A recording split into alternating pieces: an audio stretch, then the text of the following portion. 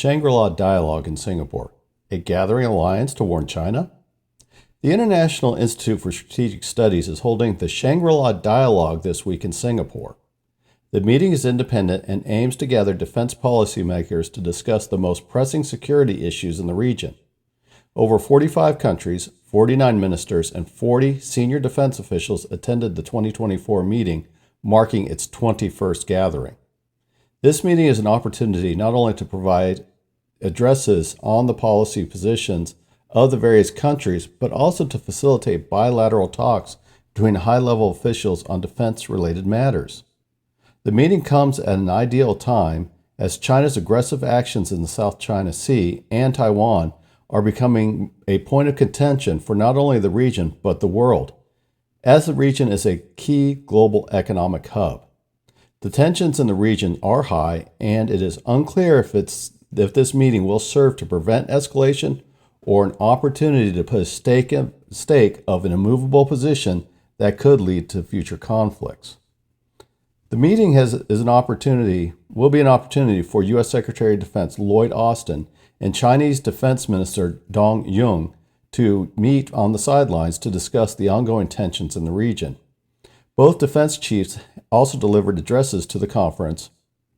Secretary Austin stated in his address that the Indo-Pacific region was the top priority for the United States and that Asia's security had a direct impact on the United States' security. Despite the war in the Middle East and Ukraine, both of which the U.S. is providing support for, Asia is still a region that the U.S. views as a priority and is seeking to create alliances and partnerships to support the rule of law and the freedom of the seas. These statements clearly targeted China. The majority of Secretary Austin's speech focused on the formation and strengthening of partnerships and alliances that the United States is fostering in the Indo-Pacific region. This includes expanding the AUKUS agreement to include Japan, efforts to improve its ties between the Republic of Korea, South Korea, and Japan, and defense cooperation between the Philippines and the United States to address the coercion in the South China Sea. These were examples of the U.S. policy to promote alliances in the region to counter the aggressive stance of China. The formation of alliances is a significant point of protest for the Chinese, who consistently demand that all countries in the region work with China only on a bilateral basis and not add, quote, foreign, end quote, elements to the region. The Chinese demand enables them to use their absolute leverage to compel smaller countries to conform to their will, a task that would become much more challenging if countries in the region began forming alliances. The Chinese couldn't contain their anger at the U.S. policy on alliances, and they publicly accused the United States, of trying to create an alliance similar to NATO in the Indo-Pacific. The Chinese accused the U.S. of stoking fear in the region, which is incentivizing countries in the region to seek alliances. Recently appointed Defense Minister Dong Yung met with Secretary Austin, marking the first meeting between the two countries' defense ministers in over 18 months. This was after the Chinese ended their large-scale military drills around Taiwan. The two of them met as China stated that Taiwan would be, quote, reunified, end quote, by force if necessary. The bilateral talks did not report any breakthroughs as both sides staked out their positions in the region. The United States expressed concerns about Chinese aggression in the South China Sea and the Taiwan Straits, which necessitated deterrence, as well as about China's assistance to Russia in its war in Ukraine. China is protesting the formation of U.S.-led alliances and partnerships in the regions, which it states will escalate disputes into conflicts. China's position is it warrants, quote, open and inclusive cooperation, end quote, according to Chinese General Li Shangfu. General Li asserts that dividing the region into blocs destabilizes it and advocates for a bilateral approach to all matters. The formation of alliances allows countries to improve their bargaining position either by strengthening the group that China will find harder to divide or partnering with larger powers such as the United States or Japan.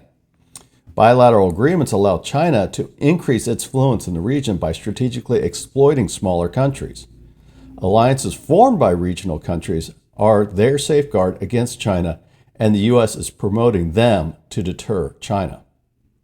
The keynote address at the conference was by Philippine President Ferdinand Marcos Jr., who is in an extended dispute with China and their claims in the South China Sea. President Marcos aggressively addressed China's action in the region. He accused China of attempting to dictate the security and economic evolution of the region. This accusation is aimed at China's claims over the South China Sea, which violates the rule of law and deny the sovereignty of the South China Sea countries. China is attempting to coerce these countries to relinquish their internationally recognized exclusive economic zones and the freedom of the seas. President Marcos told the conference that he was not attempting to pit the United States and China against each other, but that the United States and its alliance with the Philippines are a stabilizing factor in the region.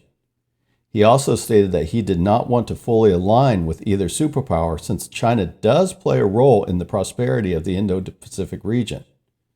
President Marcos has previously stated that the Philippines does not take a stance on Taiwan, indicating that it does not wish to provoke China in matters beyond its internationally recognized rights as an exclusive economic zone, a region that China has illegally claimed as its own. The decision to give President Marcos the keynote address suggests that the region is concerned about China's aggressive policies, and the gathering of regional countries, to varying degrees, are willing to oppose them. It appears that the dialogue's organizers are attempting to convey to China their concerns about China's action and highlight China's increasing isolation in the region.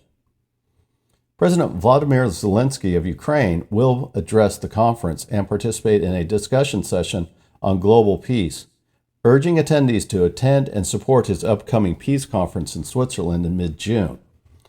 Secretary Austin also will meet with President Zelensky to discuss the ongoing war in Ukraine. Ukraine has almost no presence or a stake in the region, so the organizers appear to be giving Ukraine sympathy and allowing it to attend the conference to gather support for its cause against Russia. It also appears that he will steer clear of criticism of China for its moral and material support of Russia, as he hopes that he can convince China to participate in future peace conferences. We can expect more news from the Shangri-La Dialogue through the weekend, but it's clear that the organizers and most attendees are concerned about China's aggressive actions in the South China Sea and the Taiwan Straits.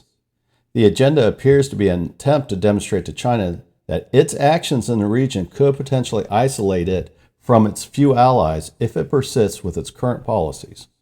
Russia, China's one dependable ally, has not been invited to attend since 2022, so China appears more isolated than ever in this meeting.